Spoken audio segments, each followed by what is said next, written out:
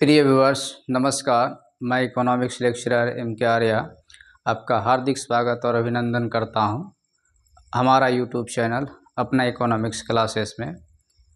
आज की हम लोग वीडियो लेक्चर में विश्लेषण करेंगे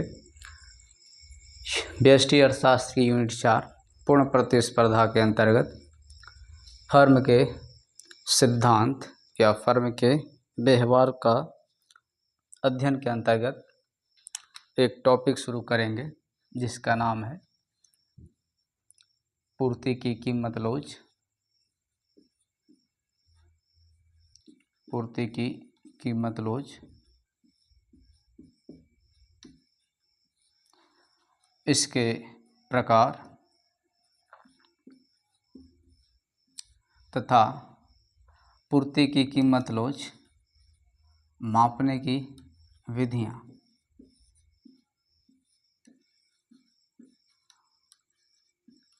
आज के वीडियो लेक्चर में हम लोग इसका बात करेंगे। फिर हम लोग बात करेंगे किसका, तो फिर हम लोग बात करेंगे पूर्ति के नियम, पूर्ति के नियम तथा पूर्ति के लोच, पूर्ति के लोच में अंतर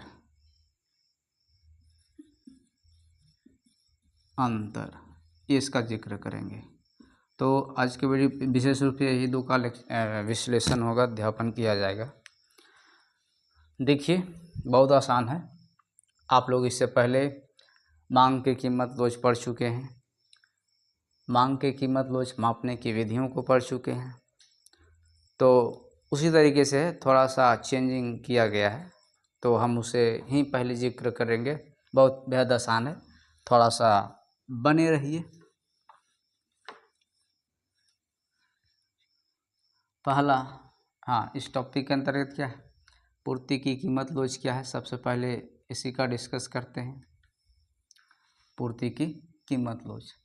देखिए, लोच का मतलब होता है दो चर में से एक चर, दो ऐसे संबंधित चर जिसमें एक चर बदलने से संबंधित दूसरा चर कितना बदला, दूसरा चर कितना बदलेगा, कितना प्रतिशत बदलेगा, कितनी मात्रा में बदलाव आएगा, उसी को जो बताता है उसी को हम लोग लोच के नाम से, कीमत लोच के नाम से जानते हैं। पूर्ति की कीमत लोच में क्या होगा, दो चर, एक चर होगा कीमत, वस्तु की कीमत, वस्तु की कीमत, वस्तु की कीमत, वस्तु की कीमत में, वस्तु की कीमत में प्रतिशत परिवर्तन। अच्छा, प्रतिशत परिवर्तन बाद में जाए, अनुपातिक परिवर्तन लिख लेते हैं, दोनों चलता है। प्रतिशत परिवर्तन, तो किसी वस्तु की कीमत में प्रतिशत परिवर्तन होने से पूर्ति की मात्रा में जो प्रतिशत परिवर्तन होता है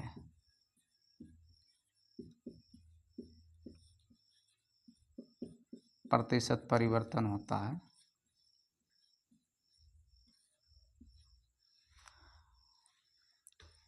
किसी वस्तु की कीमत में प्रतिशत परिवर्तन होने से उस वस्तु की पूर्ति की मात्रा में जितना का प्रतिशत परिवर्तन होता है उसे ही हम लोग पूर्ति की कीमत लोच के नाम से जानते हैं। पूर्ति की कीमत लोच, प्राइस इलास्टिसिटी ऑफ सप्लाई। कोई दिक्कत यहाँ तक नहीं। अच्छा, इसको हम पूर्ति की कीमत लोच के सूत्र को हम गणितीय रूप में लिखने से पहले हम आप लोग से कुछ क्वेश्चन करता हूँ। जैसे कोई भी चीज़ 5 से बढ़कर के 15 होता है तो इसमें कितना प्रतिशत की वृद्धि हुई, ये क्वेश्चन पहला है। दूसरा क्वेश्चन है कि कीमत 15 से घट करके अगर 5 हुआ तो कितना प्रतिशत की कमी। ठीक है, बस ये 2 क्वेश्चन का जवाब दीजिए, हम यहाँ पर तुरंत आएंगे। कोई भी कीमत कोई भी चीज़ अगर यहाँ पर दिया गया जैसे में 5 से बढ़कर के 15 होता है, इसमें कितना प्रतिशत का वृद्धि हुआ, तो ये निकालने के लिए हम लोग देखते हैं कि कितना का परिवर्तन हुआ, कितना का परिवर्तन हुआ। तो 5 से 15, तो परिवर्तन कितना का हुआ, 10 का हुआ। स्टार्ट कहाँ से हुआ, 5 से। इस अनुपात को 100 से गुना करने पर जो आएगा उसी को हम लोग बोलेंगे कि उतना प्रतिशत की वृद्धि हुआ। उसी तरीके से इसमें बात की कि 15 से घट करके 5 हुआ, तो परिवर्तन कितना का हुआ, 10 का हुआ। लेकिन स्टार्ट कहाँ से हुआ था परिवर्तन, 15 से। इस अनुपात को 100 से गुना करेंगे तो जो आएगा 5 या 15, 5 20 100, 200/3 यानी कि 66.66% की कमी कहलाएगा। ठीक है।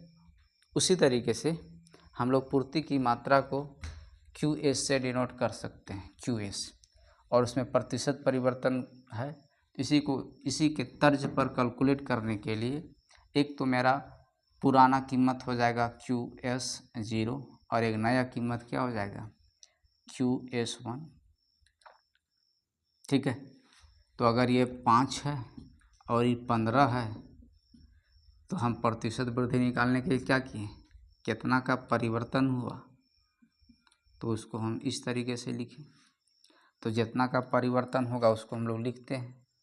तो परिवर्तन कितना का हुआ, डेल्टा QS का। स्टार्ट कहाँ से हुआ था, QS 0 से। उसी तरीके से क्या करेंगे, उसी तरीके से इसमें ज्ञात करेंगे। जैसे पूर्ति की मात्रा में प्रतिशत परिवर्तन को देखें तो कीमत भी 2 होगा, एक प्रारंभिक कीमत हो जाएगा, एक नया कीमत हो जाएगा। तो इसमें परिवर्तन, कीमत में परिवर्तन को हम लोग डेल्टा पी से दिखाएंगे। तो डेल्टा पी स्टार्ट कहाँ से होगा, शुरुआती कीमत से। अच्छा, अनुपात को हम लोग 100 से गुना करते हैं, इस अनुपात को भी 100 से गुना करेंगे। अब क्या होगा, कट जाएगा तो क्या होगा, इसको हम इस तरीके से लिख सकते हैं, डेल्टा QS बटा डेल्टा QS 0। अब ये बटम है तो ऊपर जाएगा तो P0 और हाँ सॉरी ठीक, तो ये डेल्टा नहीं होगा, P0 होगा और ये बटा डेल्टा पी। इसको थोड़ा सा व्यवस्थित करने पर अब price elasticity of supply,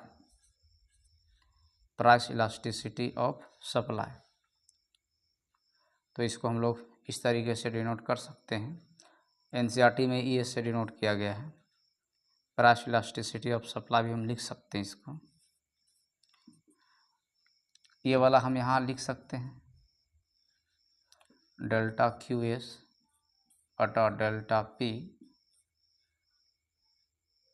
Guna P0 बटा QS 0। देखिए मेरा फार्मूला प्राप्त हुआ जो पूर्ति की कीमत लोच को मापने के लिए, परिभाषित करने के लिए प्रयोग किया जा सकता है। सबसे पहले ये क्या होता है, जहाँ डेल्टा QS क्या है, पूर्ति की मात्रा में परिवर्तन, पूर्ति की मात्रा में परिवर्तन,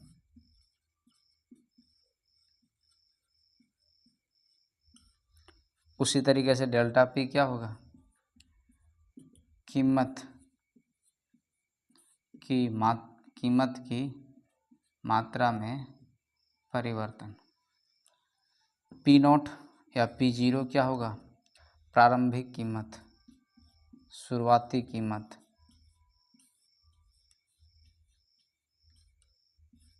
और QS 0 क्या होगा, तो प्रारंभिक पूर्ति की मात्रा, शुरुआती पूर्ति की मात्रा।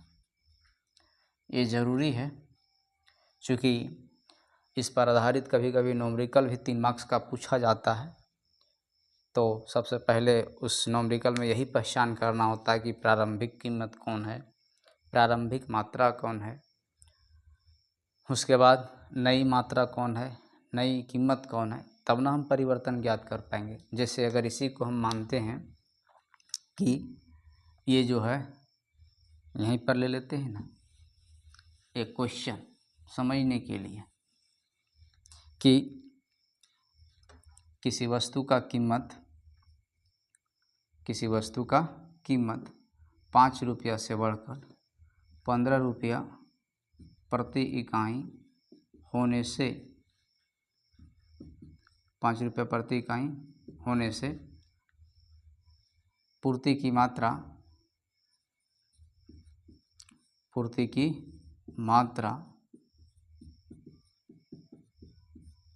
50 इकाई से बढ़कर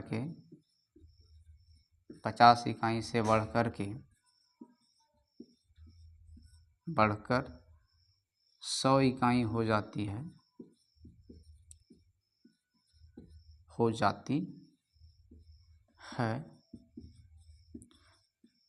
तो पूर्ति की कीमत लो याद करें।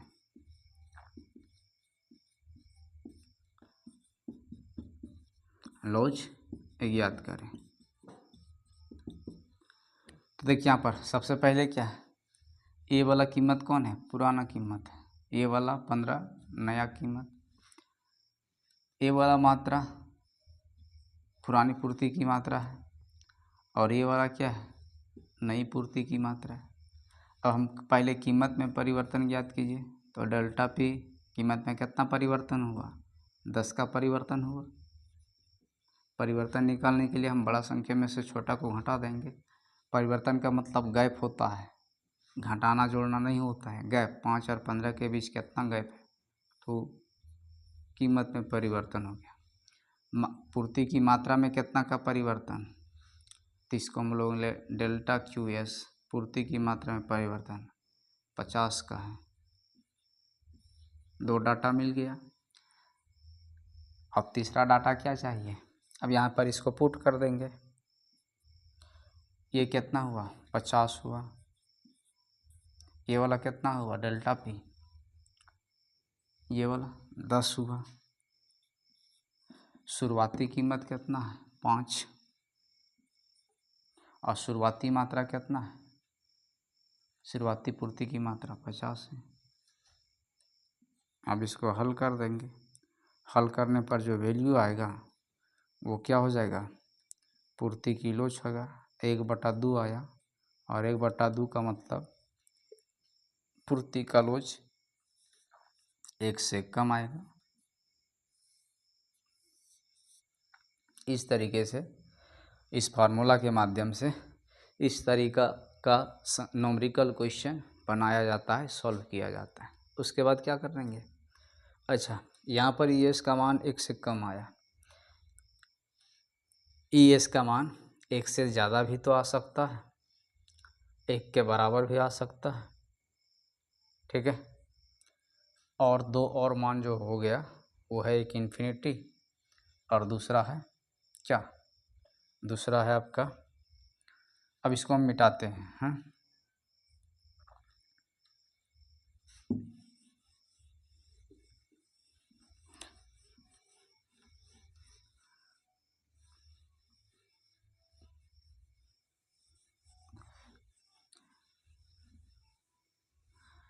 तो ये पूर्ति की कीमत लोच क्या होता है उसको हम लोग देख चुके हैं।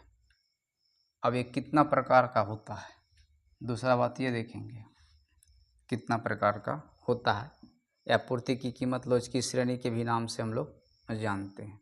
तो देखिए यहाँ पर हम लोग दरअसल क्या करेंगे, पूर्ति की मात्रा में परिवर्तन को हम लोग कैसे डिनोट करें, इसके लिए शॉर्ट फॉर्म प्रयोग कर सकते हैं, डेल्टा क्यू एस, ठीक है, परसेंटेज चेंज, हाँ, percentage change in quantity supplied. तो इसके लिए हम शॉर्ट फॉर्म ये प्रयोग कर सकते हैं, percentage change in quantity supply. और इसके लिए क्या परसेंटेज चेंज इन प्राइस, ये दो शॉर्ट फॉर्म प्रयोग कर सकते हैं इसको व्यक्त करने के लिए। ठीक है, तो वही करते हैं। क्यों करेंगे, तो हम लोग अच्छा उस इतना करने से पहले हम लोग एक और पूर्ति की कीमत लोच के प्रकार को हम लोग देख लेते हैं। ठीक है, उसके बाद हम लोग यहाँ पर फिर आएंगे। थोड़ा देर में इसका शॉर्ट फॉर्म ये वाला जो है वो प्रयोग किया जाएगा। पूर्ति की मात्रा में प्रतिशत परिवर्तन के लिए प्रतिशत डेल्टा क्यू एस, वस्तु की कीमत में प्रतिशत परिवर्तन के लिए प्रतिशत डेल्टा पी, कोई दिक्कत नहीं।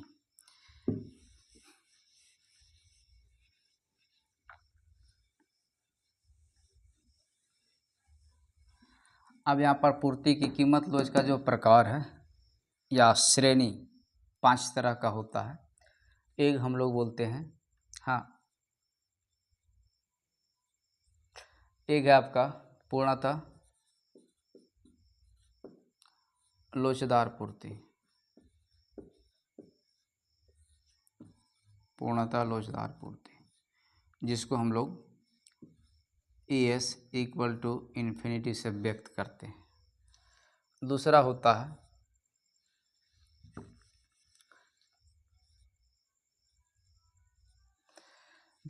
है सापेक्षिक लोचदार पूर्ति।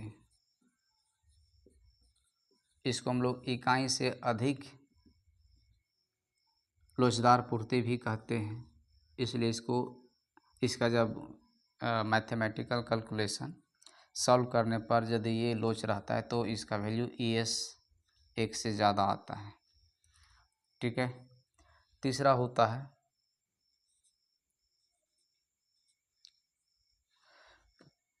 समलोचदार पूर्ति।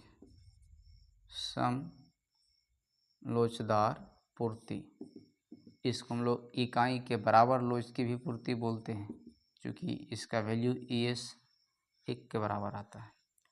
और चौथा होता है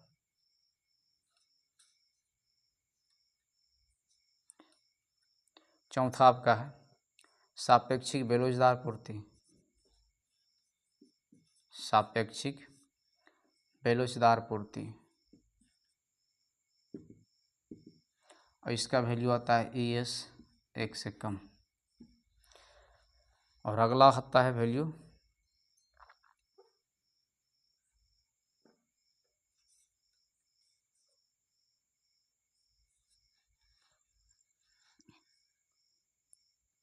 पूर्णतः बेलोचदार पूर्ति।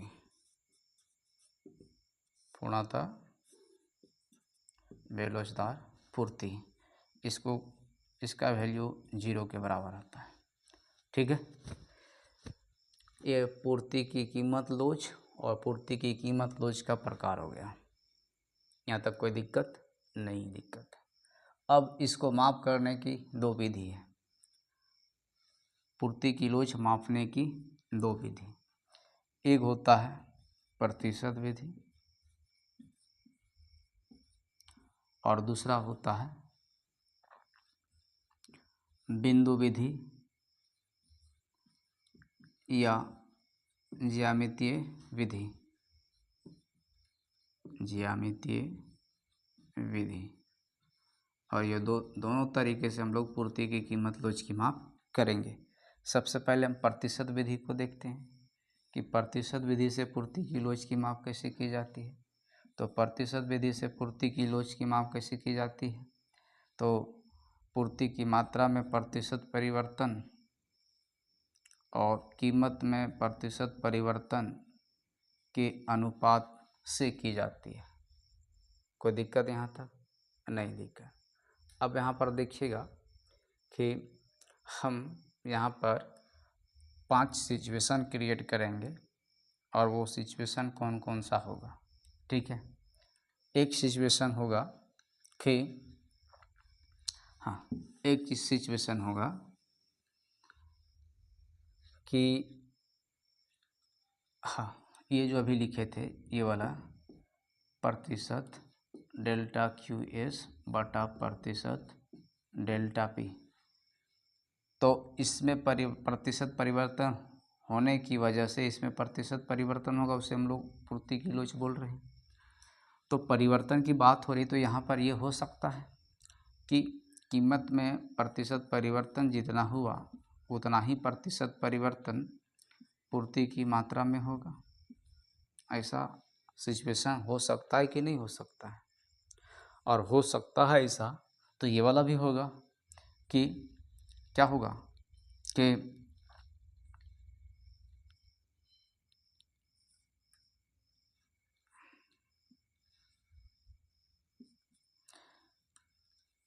कीमत में जितना प्रतिशत परिवर्तन हुआ उससे अधिक प्रतिशत परिवर्तन पूर्ति की मात्रा में होगा। हो सकता है, ये वाला भी हो सकता है।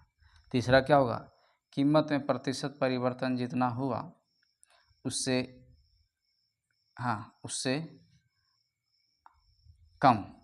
कम पूर्ति की मात्रा में प्रतिशत परिवर्तन हो सकता है। अब सोचिए जरा सा कि इसमें परिवर्तन होने से जो इसमें परिवर्तन होता है उसी को हम लोग पूर्ति की लोच के नाम से जान रहे हैं। तो ये सिचुएशन उत्पन्न हो सकता है कि नहीं हो सकता है? कीमत में प्रतिशत परिवर्तन के बराबर पूर्ति की मात्रा में प्रतिशत परिवर्तन, कीमत में प्रतिशत परिवर्तन से अधिक पूर्ति की मात्रा में प्रतिशत परिवर्तन, कीमत में प्रतिशत परिवर्तन से कम पूर्ति की मात्रा में प्रतिशत परिवर्तन। तो ज़रूर ये सिचुएशन उत्पन्न हो सकते हैं।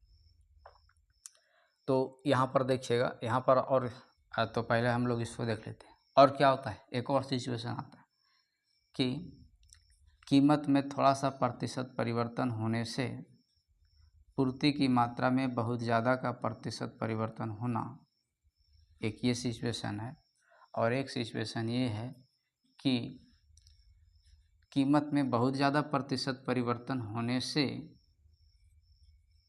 पूर्ति की मात्रा में थोड़ा सा परिवर्तन होना, एक सिचुएशन ये है।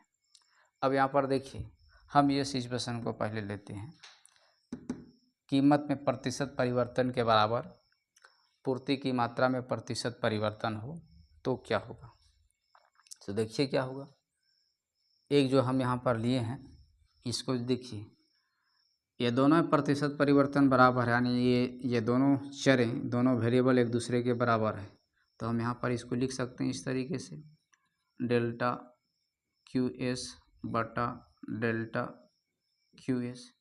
चूँकि ये दोनों एक दूसरे के बराबर है तो एक दूसरे के जगह पर लिख सकते हैं। अब जब इसको कैलकुलेट करेंगे तो वैल्यू कितना आएगा, ई एस इक्वल टू 1 आएगा। और इसको नाम देते हैं, क्या नाम देंगे, समलोचदार पूर्ति। अब इसका डेफिनेशन ही बन जाएगा कि किसी वस्तु की कीमत में जितना प्रतिशत परिवर्तन होता है, अगर उतना ही प्रतिशत परिवर्तन किसी वस्तु की कीमत में जितना प्रतिशत परिवर्तन होता है उतना ही प्रतिशत परिवर्तन पूर्ति की मात्रा में हो तो उसे हम लोग समलोचदार पूर्ति या इकाई के बराबर पूर्ति की लोच के नाम से जानेंगे। इसको देख लेते हैं। इसमें क्या बतला रहा है कि कीमत में प्रतिशत परिवर्तन से अधिक पूर्ति की मात्रा में प्रतिशत परिवर्तन हो तो वैल्यू कितना आएगा। मान लेते हैं कि किसमें ज़्यादा प्रतिशत परिवर्तन हो रहा है, पूर्ति की मात्रा में। पूर्ति की मात्रा में प्रतिशत परिवर्तन 10 का हुआ, कीमत में 2 का हुआ, 2 हो गया, ये 10 हो गया। तब तो ये बता रहा है कीमत में प्रतिशत परिवर्तन से अधिक पूर्ति की मात्रा में प्रतिशत परिवर्तन हो रहा है। कैलकुलेट करेंगे तो इसका वैल्यू 5 आएगा। 5 को हम लिख सकते हैं कि 1 से ही ज़्यादा है, 5 1 से क्या है, ज़्यादा है। तो हम ई एस का वैल्यू 1 से ज़्यादा लिख सकते हैं। और ई एस का वैल्यू 1 से ज़्यादा रहेगा तो उसको हम लोग नाम देते हैं सापेक्षिक लोचदार पूर्ति। क्या नाम देते हैं, सापेक्षिक लोचदार पूर्ति। कंप्लीट हो गया यहाँ तक जी, हो गया।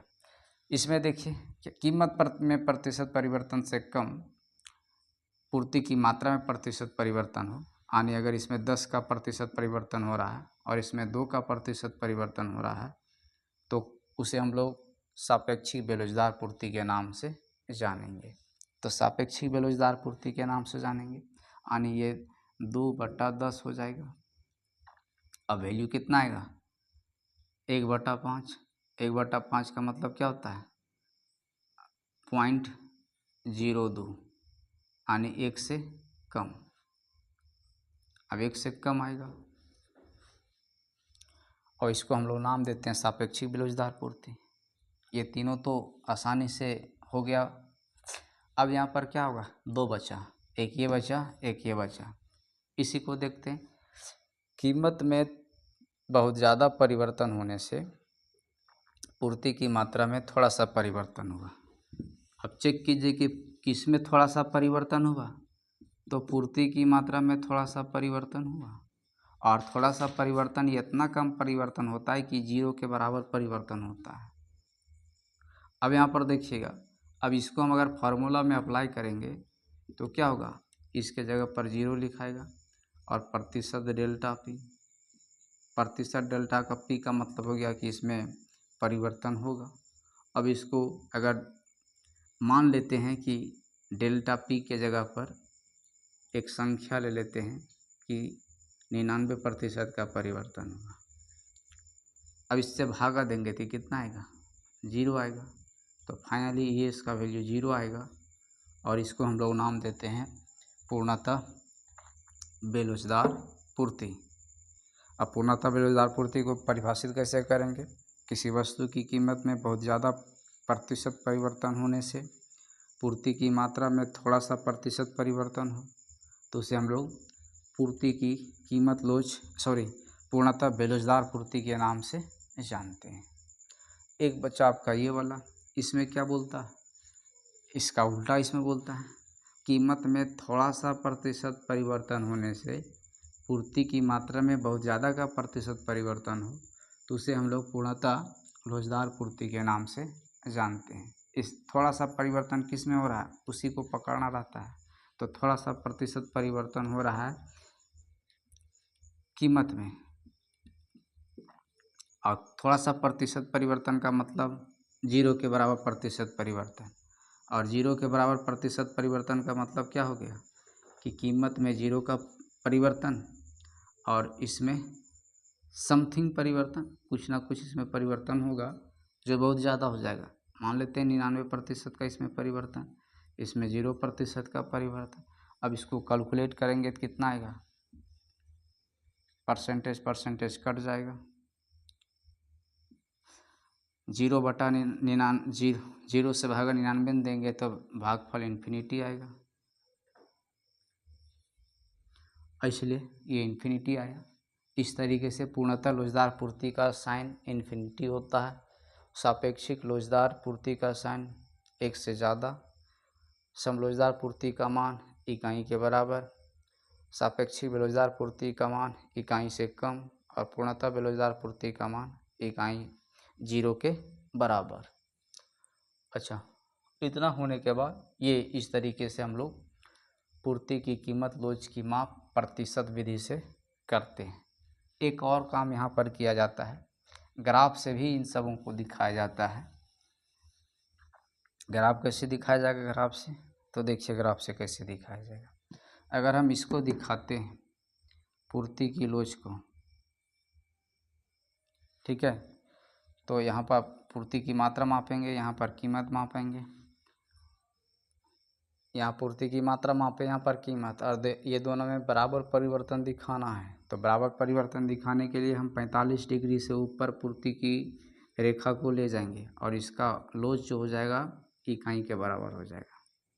कोई दिक्कत यहाँ तक? कैसे चेक करेंगे कि पूर्ति की लोच पूर्ति की लोच की रेखा इकाई के बराबर वाली है? तो चेक करने के लिए क्या करते हैं पता है? इस रेखा पर कोई 2 बिंदु अंकित कीजिए और इन दोनों बिंदुओं को मिला दीजिए, कीमत अक्ष और मात्रा अक्ष से।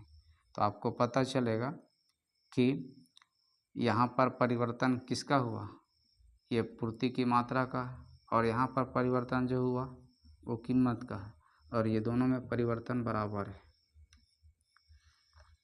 ठीक है, इसको हम कैसे चेक करें या इसकी रेखा कैसे खींचें? तो हम लोग को कुछ नहीं करना है। यहाँ पूर्ति की मात्रा है, यहाँ पर कीमत है। अब हमें क्या करना है कीमत में प्रतिशत परिवर्तन से अधिक पूर्ति की मात्रा में प्रतिशत परिवर्तन दिखाना है। तो हम कैसे खींचेंगे, जो ऐसे दिखेगा तो ये 45 डिग्री से कम की पूर्ति की रेखा खींचेंगे और इसका वैल्यू ES ग्रेटर देन 1 होगा। चेक करने के लिए कोई दो बिंदु अंकित कीजिए, हाँ, और इनको मिला दीजिए। अब देखिए यहाँ पर इसमें इतना का परिवर्तन हुआ, ये डेल्टा QS हो जाएगा, और कीमत में इतना ही का परिवर्तन हुआ, ये डेल्टा P हो जाएगा। अब इसमें ज़्यादा परिवर्तन हुआ, इसलिए इस पूर्ति की रेखा की लोच इकाई से अधिक होगी। एक ये वाला देख लीजिए। दूसरा उपाय ये भी होता है क्या, कि हमें क्या दिखाना है, अगर सापेक्षिक बेरोजगार दिखाना हो तो कीमत में कम परिवर्तन और पूर्ति की मात्रा में कीमत में ज़्यादा परिवर्तन और पूर्ति की मात्रा में कम परिवर्तन, ये दिखाने के लिए हम एक यहाँ से एक इस तरीके से खींचते हैं। अब हमें क्या करना है, हाँ, काल्पनिक रेखा खींचना पड़ेगा, ऐसे नहीं चलेगा, फुल फॉर्म काल्पनिक रेखा खींच दिए। इससे कम परिवर्तन इसमें, तो मान लेते हैं इसमें इतना ही का परिवर्तन हुआ, ठीक है, और कीमत में ज़्यादा का परिवर्तन, कीमत में ज़्यादा का परिवर्तन, तो पूर्ति में इतना का, इसको ऊपर ले जाते हैं,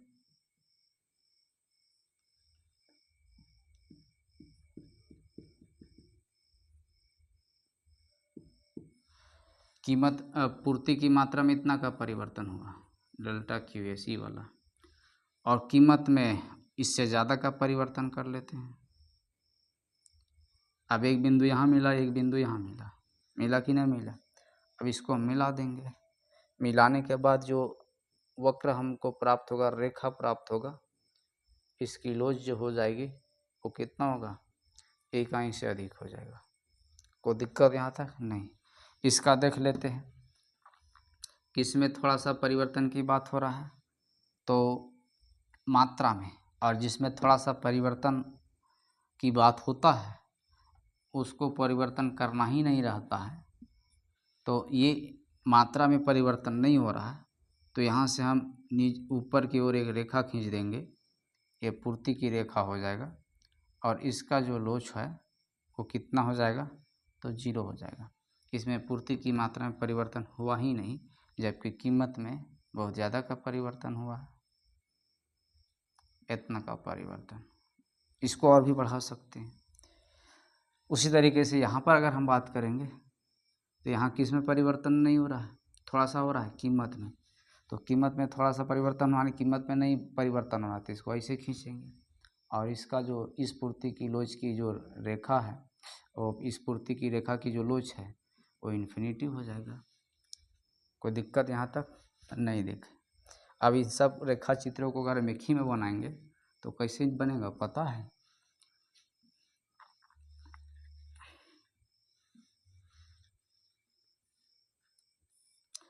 यहाँ पर पूर्ति की मात्रा, यहाँ पर कीमत, 45 डिग्री से ऊपर खींचेंगे, सबसे पहले ये शुरुआत करते हैं, तो ये ES 1 हो गया। 45 डिग्री से अधिक वाला खींचेंगे तो ES लेस देन 1 होगा, ठीक है। 45 डिग्री से कम खींचेंगे तो 1 से अधिक होगा, और एक हम मात्रा अक्ष के समांतर खींचेंगे, ठीक है, ये वाला, तो इसका होता है इन्फिनिटी, और एक ये वाला खींचेंगे कीमत अक्ष के समांतर, तो कीमत अक्ष के समांतर जब खींचेंगे, यहीं पर खींच देते हैं, तो इसका पूर्ति की लोच होता है 0, ठीक है। इसी तरीके से ऑब्जेक्टिव क्वेश्चन के रूप में कोई एक पूर्ति की रेखा दे दिया जाएगा आपको फिगर में, और आपकी उसकी लोच याद करना रहता है, ठीक है। तो यहाँ से आप लोग प्रतिशत विधि से पूर्ति की लोच कैसे माप करते हैं वो आप लोग देख लिए। अभी हम थोड़ा सा एक और बात का जिक्र करेंगे, लोचदार पूर्ति और बेलोचदार पूर्ति का क्या अर्थ होता है, क्योंकि बाद में ये पुनः फिर से आएगा तो वहाँ पर आपको समझने में सहूलियत होगी। ये 5 जो विकल्प दिख रहा है उसमें से कितना विकल्प लोचदार पूर्ति को बताता है, तो जहाँ जहाँ लोचदार है वो सब बताएगा, लोचदार लोचदार लोचदार। तो लोचदार पूर्ति में ये तीनों शामिल होते हैं, ठीक है। लोचदार पूर्ति में तीनों शामिल होते हैं और इसका अर्थ क्या होता है कि कीमत में प्रतिशत परिवर्तन से अधिक प्रतिशत परिवर्तन या बराबर की प्रतिशत परिवर्तन पूर्ति की मात्रा में होना, ये किस लोचदार का अर्थ यही होता है, ठीक है। बराबर वाला यहाँ दिख रहा है और अधिक वाला ये दोनों में दिख रहा है, तो लोचदार पूर्ति का यही अर्थ होता है। और बेलोचदार का क्या होगा, ये वाला बेलोचदार का, ये वाला कौन कौन के कीमत में प्रतिशत परिवर्तन से कम, कीमत में प्रतिशत परिवर्तन से कम पूर्ति की मात्रा में प्रतिशत परिवर्तन होना, तो बेलोचदार का ये अर्थ होता है और लोचदार का ये अर्थ होता है, ठीक है। चलिए अब हम लोग एक और जो विधि बचा हुआ है, कौन सा, ज्यामितीय विधि, उसका हम लोग जिक्र करते हैं। बस 2-4 मिनट की बात है, ये हो जाएगा। फिर कौन सा विधि की बात कर रहे हैं, ज्यामितीय विधि, जिसको हम लोग बिंदु विधि या बिंदु प्रणाली के भी नाम से जानते हैं। और उस विधि से बिंदु या ज्यामितीय विधि से पूर्ति की लोच की माप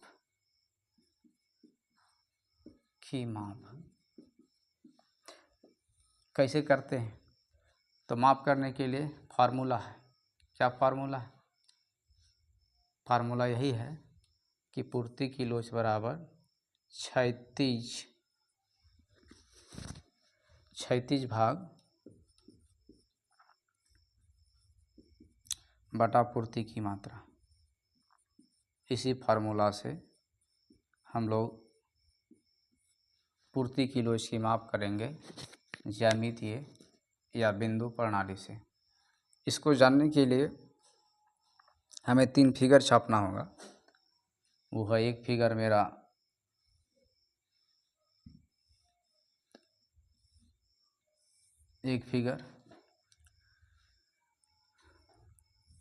दूसरा यहाँ पर और तीसरा यहाँ पर, ठीक है। ये सब में यहाँ पर कीमत मापे हैं, इसमें भी कीमत मापे हैं और इसमें भी कीमत मापे हैं, और यहाँ पर पूर्ति की मात्रा, यहाँ पर भी पूर्ति की मात्रा और यहाँ पर भी पूर्ति की मात्रा। तो पूर्ति की मात्रा तो यहाँ से मिल जाएगी हम लोगों को, और इसका नाम देते हैं वो पूर्ति की मात्रा तो मिल जाएगी, लेकिन हम क्षैतिज भाग को कैसे निर्धारित करेंगे, सवाल ये है। क्षैतिज भाग को हम कैसे निर्धारित करेंगे, तो क्षैतिज भाग को निर्धारित करने के लिए हम लोग पूर्ति की रेखा ड्रॉ करते हैं। इसको ड्रॉ करते हैं, पूर्ति की रेखा को ड्रॉ करते हैं। तो पूर्ति की रेखा आप लोग जानते हैं कि नीचे से ऊपर दाहिनी ओर उठी भी होती है, यानी धनात्मक ढाल वाली होती है। तो हम ड्रॉ करते हैं, पूर्ति की रेखा ड्रॉ कर दिए। ये मेरा पूर्ति की रेखा हो गया, इसका नाम दे देते हैं एस। एक पूर्ति की रेखा यहाँ भी ड्रॉ करते हैं, इसका भी नाम है एस। और एक पूर्ति की रेखा यहाँ पर ड्रॉ करते हैं, इसका नाम भी है एस। कोई दिक्कत यहाँ तक नहीं, कोई दिक्कत यहाँ तक नहीं। अब इस पूर्ति की रेखा को हम यहाँ पर इस अक्ष से मिला देते हैं, किससे? डॉटेड लाइन से। यही मेरा क्षैतिज भाग है। अब यहाँ पर बताइएगा कि पूर्ति की मात्रा तो एक अक्ष पर मापा हुआ है। पूर्ति की मात्रा यहाँ से लेकर के यहाँ तक है, पूर्ति की मात्रा, ठीक है। अच्छा, कहाँ तक है इसको देखने के लिए कि यहाँ पर हम लोग काल्पनिक लाइन लेते हैं, ठीक है। काल्पनिक लाइन लेते हैं। काल्पनिक लाइन ये है ना, ये दर्शाएगा कि पूर्ति एक अक्ष पर पूर्ति की मात्रा कितना। पूर्ति की रेखा के यही बिंदु पर, ये मान लेते हैं बिंदु टी है ये, ठीक है। बिंदु एस ही मानते हैं, छोड़ो हटाइए, एस बिंदु है।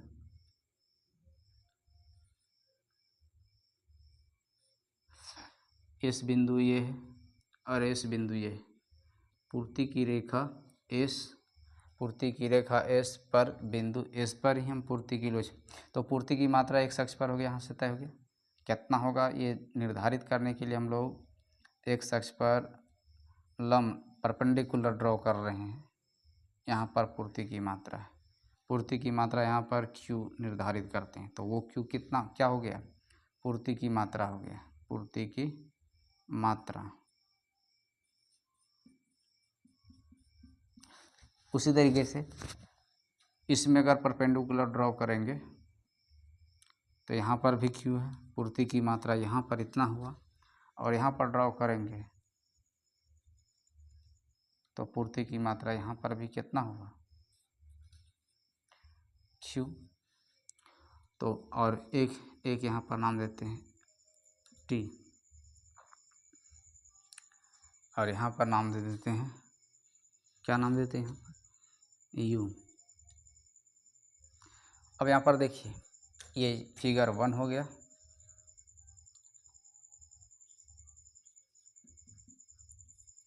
ये फिगर 2,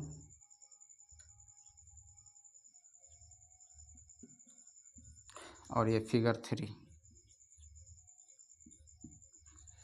अब यहाँ पर देखिए फिगर 1 में, देखिए फिगर 1 में पूर्ति की मात्रा कितना? ओ क्यू, पूर्ति की मात्रा ओ क्यू, ठीक है। उसके बाद क्षैतिज भाग निर्धारित करने के लिए हम लोग क्या क्या काम किए हैं? पूर्ति की रेखा ड्रॉ किए हैं, और उस पूर्ति की रेखा के एक बिंदु एस से हम लोग एक क्षैतिज अक्ष पर लंब खींचे, ठीक है। अच्छा, इससे पूर्ति की मात्रा ओ क्यू निर्धारित हुई, ओ क्यू लिख दिए। अब क्षैतिज भाग का निर्धारण कैसे हुआ? तो पूर्ति की रेखा को हम लोग मात्रा अक्ष से जो मिलाए हैं, उसके बाद क्यू से लेकर के यू तक की जो दूरी है वो क्षैतिज भाग को बतला रहा है फिगर 1 में,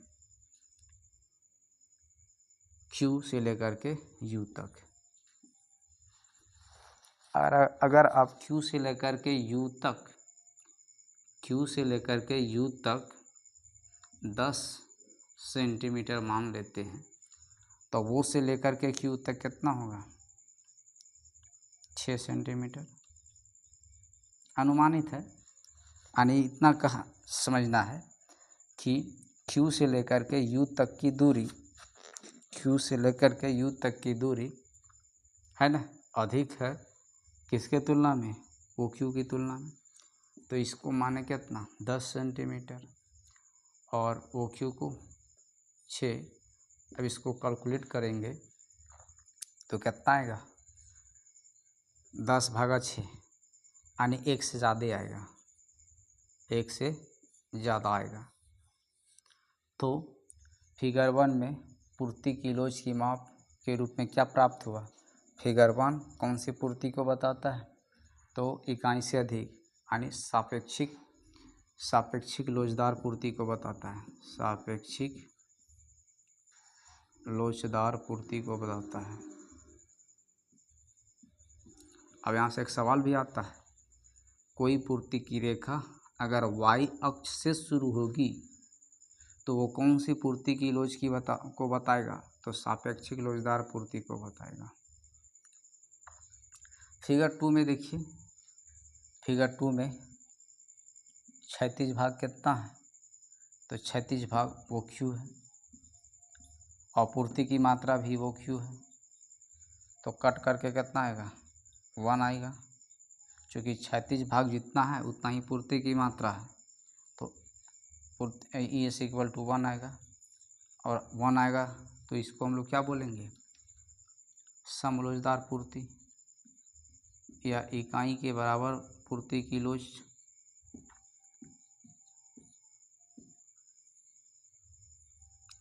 और तीसरा फिगर में क्या है, तीसरा फिगर में पूर्ति की लोच को ज्ञात करने के लिए पुनः वही फॉर्मूला, पूर्ति की मात्रा OQ, पूर्ति की मात्रा OQ, और क्षैतिज भाग कितना, क्षैतिज भाग पूर्ति की रेखा मात्रा अक्ष के कौन सा बिंदु पर मिला, T बिंदु पर, तो ये मेरा क्षैतिज भाग हो जाएगा TQ।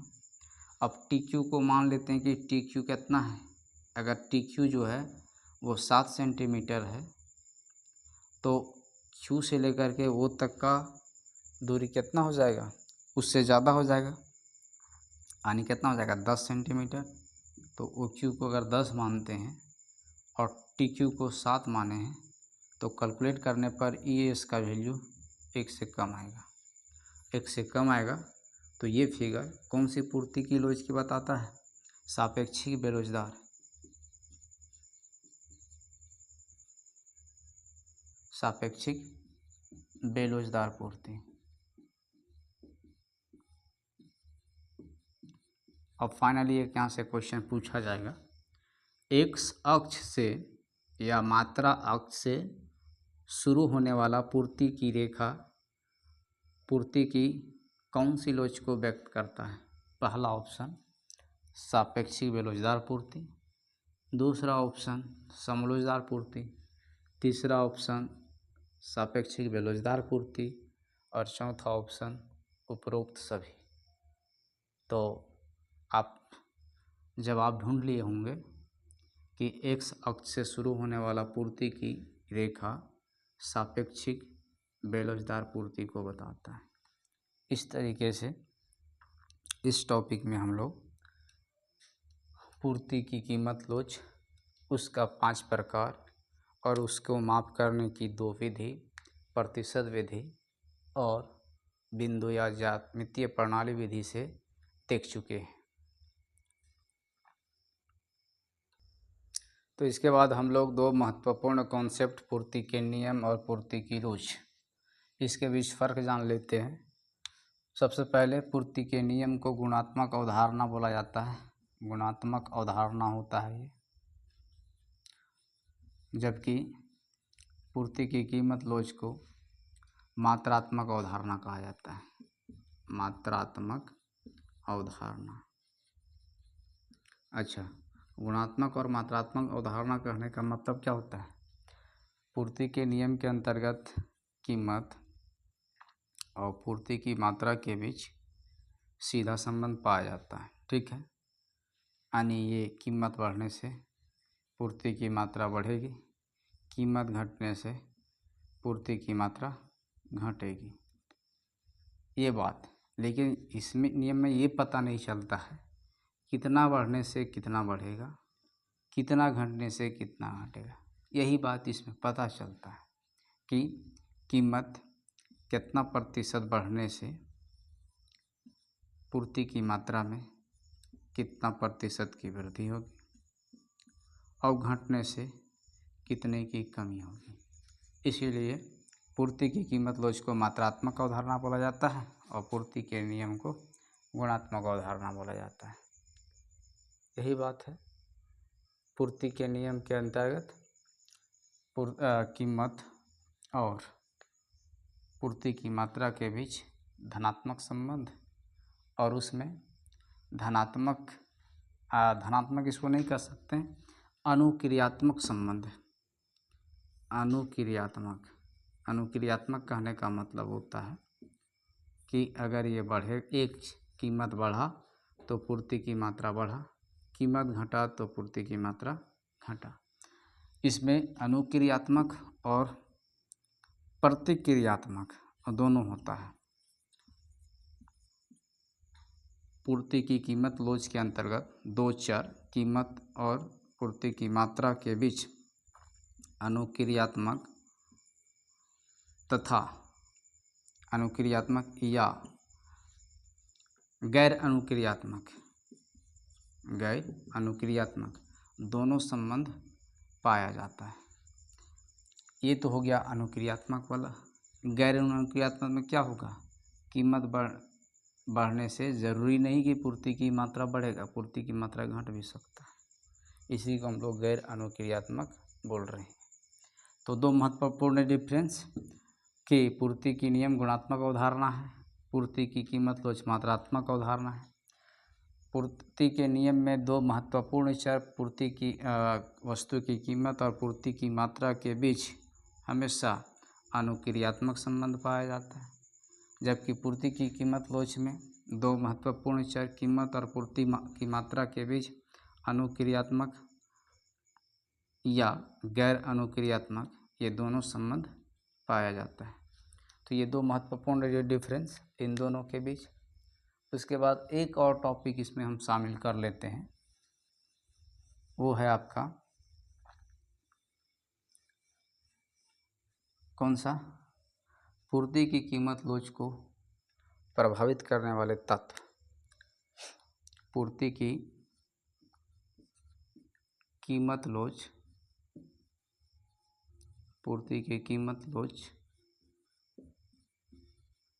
के निर्धारण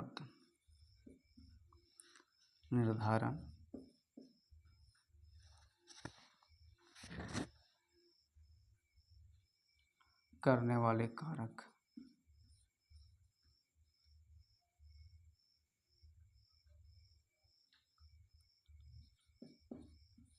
कारक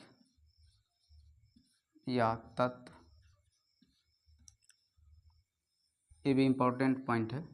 क्या इसमें, जैसे देखिए हम लोग थोड़ा देर पहले हम लोग लोचदार का जिक्र किए थे। तो लोचदार का मतलब अभी हम लोग क्या देखे थे कि कीमत में, वस्तु की कीमत में जितना प्रतिशत परिवर्तन होता है उससे अधिक या बराबर पूर्ति की मात्रा में प्रतिशत परिवर्तन होता है। लोचदार के अंतर्गत ये देखें। बेलोचदार के अंतर्गत क्या देखें, तो बेलोचदार के अंतर्गत हम लोग ये देखें, ये था मेरा लोचदार के अंतर्गत। उसके बाद बेलोचदार के अंतर्गत हम लोग क्या देखें कि जितना कीमत में प्रतिशत परिवर्तन होता है उससे कम प्रतिशत परिवर्तन पूर्ति की मात्रा में होता है। इसको हम लोग बेलोचदार के अंतर्गत देखें। अब ये दोनों पॉइंट की सहायता से पूर्ति की कीमत लोच को निर्धारण करने वाले तत्वों को समझने में सहूलियत होगी। ठीक है, हाँ। जिसमें अब यहाँ पर सबसे पहला इसका निर्धारक तत्व होता है वस्तु की प्रकृति। वस्तु की प्रकृति, इसमें क्या होता है, तो वस्तु की प्रकृति यानी वस्तु को बांटा गया है कई वर्गों में, उसमें से एक को हम यहाँ पर ला रहे हैं शीघ्र नष्ट होने वाली वस्तु, जिसको हम लोग नाशवान वस्तु, जल्दी खराब होने वाला वस्तु के नाम से जानते हैं। और जो जल्दी खराब नहीं होता है उसको टिकाऊ वस्तु बोलते हैं।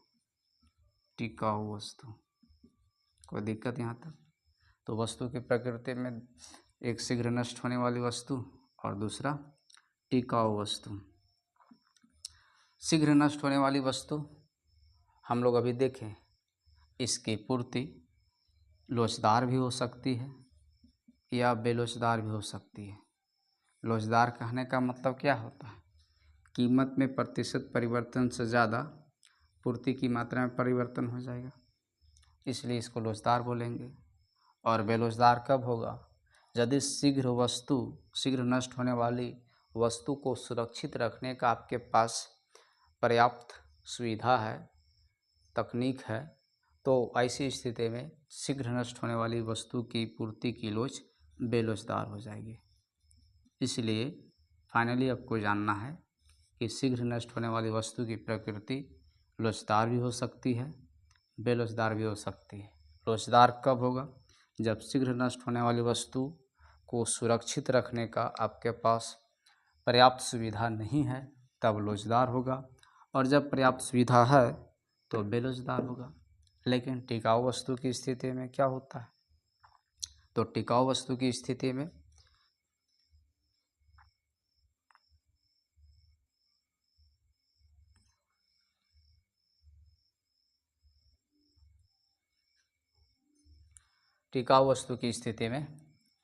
या टिकाऊ वस्तु की पूर्ति की लोच लोचदार होती है। क्यों होती है? तो टिकाऊ वस्तु का डेफिनेशन ही है ऐसी वस्तुएं जिसका प्रयोग कई वर्षों तक किया जाता है उपभोक्ता के द्वारा। ऐसी वस्तुएं जिसका उपभोग या प्रयोग कई वर्षों तक उपभोक्ता के द्वारा किया जाता है, जल्दी खराब नहीं होती है। और लोचदार कहने का मतलब क्या होता है कि इसकी पूर्ति आवश्यकता अनुसार बदली जा सकती है। इसकी पूर्ति आवश्यकता अनुसार बदली जा सकती है, घटाई बढ़ाई जा सकती है, या फिर ये भी समझ सकते हैं कि कीमत में जितना प्रतिशत परिवर्तन होता है उसके कहीं अधिक प्रतिशत परिवर्तन पूर्ति की मात्रा में होता है टिकाऊ वस्तु का, इसलिए टिकाऊ वस्तु की प्रकृति लोचदार होती है। तो ये पूर्ति की कीमत लोच को निर्धारित करने वाला में से महत्वपूर्ण कारक वस्तु की कीमत। दूसरा, हम लोग तकनीकी सुधार को लेते हैं। तकनीकी सुधार या तकनीकी सिर्फ लेते हैं। देखिए, उत्पादन करने के लिए तकनीक प्रयोग किया जाता है, ठीक है।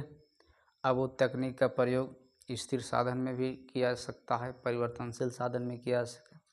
यदि प्रयोग होने वाली तकनीक क्या है?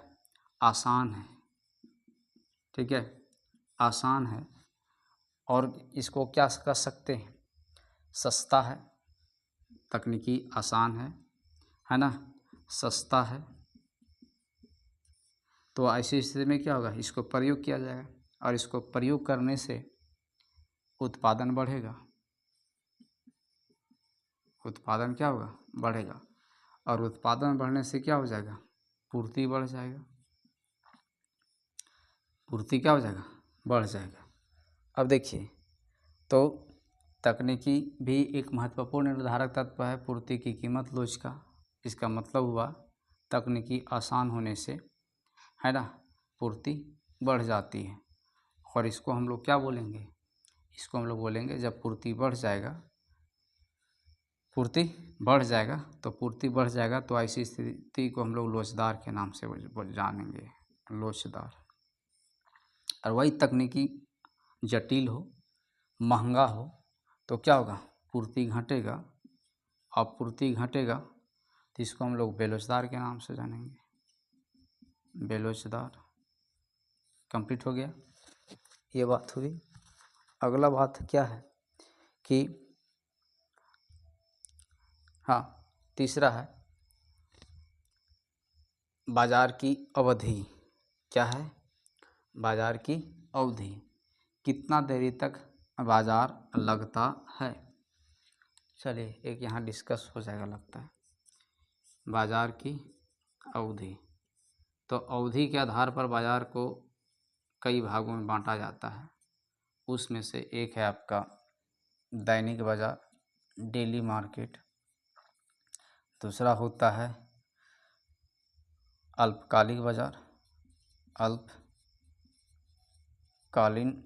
या अल्पकालिक बाजार। और तीसरा को हम लोग बोलते हैं दीर्घकालीन बाजार। और इसका डेफिनेशन क्या है? हम यहाँ पर पूर्ति की मात्रा को नहीं बदल सकते हैं, घटा बढ़ा नहीं सकते हैं, इसलिए दैनिक बाजार में पूर्ति की लोच बेलोचदार होती है। कोई दिक्कत यहाँ तक? अल्पकालीन बाजार में हम कीमत के हिसाब से पूर्ति को थोड़ा घटा बढ़ा सकते हैं, इसलिए इसको हम यहाँ पर नाम देंगे क्या? सापेक्षिक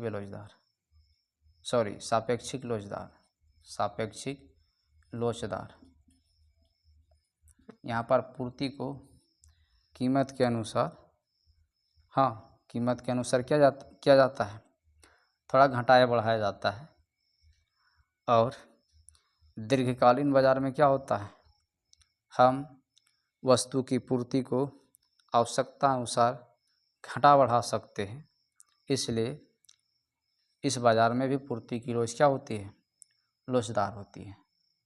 सापेक्षिक लोचदार कह सकते हैं या केवल लोचदार कह सकते हैं। यानी अल्पकालीन बाजार और दीर्घकालीन बाजार में पूर्ति की लोच लोचदार होती है, ये जानना है, और दैनिक बाजार में बेलोचदार होती है। इतना जानने के बाद अगला टॉपिक जिस पर पूर्ति की कीमत लोच निर्धारित है वो है आपका भविष्य में वस्तुओं की कीमत में परिवर्तन, जिसको हम लोग नाम लेते हैं मूल्य में प्रत्याशित परिवर्तन। वस्तु की मूल्य में प्रत्याशित परिवर्तन।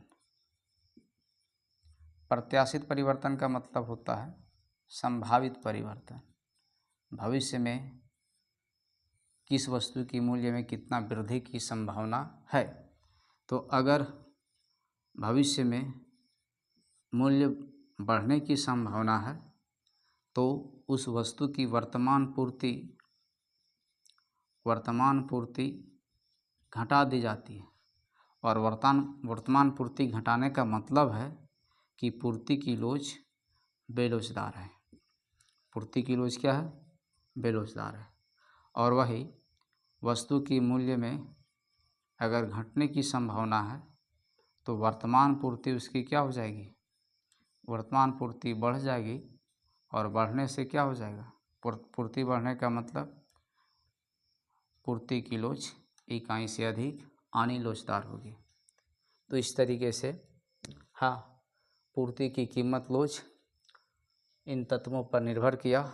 उसमें से एक है वस्तु की प्रकृति, दूसरा तकनीकी, तीसरा बाजार अवधि, और चौथा क्या है? वस्तु के मूल्य में प्रत्याशित परिवर्तन। फटाफट एक बार रिव्यू कर लीजिए। वस्तु की प्रकृति शीघ्र नष्ट होने वाली वस्तु, और टिकाऊ वस्तु के रूप में वस्तु की प्रकृति को बताया जा रहा है। शीघ्र नष्ट होने वाली वस्तुएं अगर आपके पास सुरक्षित रखने का पर्याप्त सुविधा है तब उसकी पूर्ति की लोच लोचदार होती है, और नहीं है तो वस्तु की प्रकृति बेलोचदार हो जाती है। ठीक है। अब यहाँ पर क्या है? तकनीकी आसान हो, सस्ता हो, उत्पादन बढ़ेगा, पूर्ति बढ़ेगा, तो उसे हम लोग कहेंगे पूर्ति लोचदार है। और जटिल है, महंगा है, तो हम पूर्ति घटेगा तो उसे हम कहेंगे कि पूर्ति बेलोचदार। यानी आसान तकनीकी से पूर्ति की लोच लोचदार होती है, और जटिल तकनीक से पूर्ति की लोच बेलोचदार होती है। बाजार अवधि पर दैनिक बाजार में पूर्ति की लोच बेलोचदार, जबकि अल्पकालीन और दीर्घकालीन बाजार में लोचदार होती है। वस्तु के मूल्य में प्रत्याशित परिवर्तन में देखें कि अगर मूल्य बढ़ रहा है तो वर्तमान पूर्ति घटेगी और पूर्ति की लोच बेलोचदार होगा। अगर मूल्य बढ़ने से वर्तमान पूर्ति घटेगी और पूर्ति की लोच बेलोचदार होगा।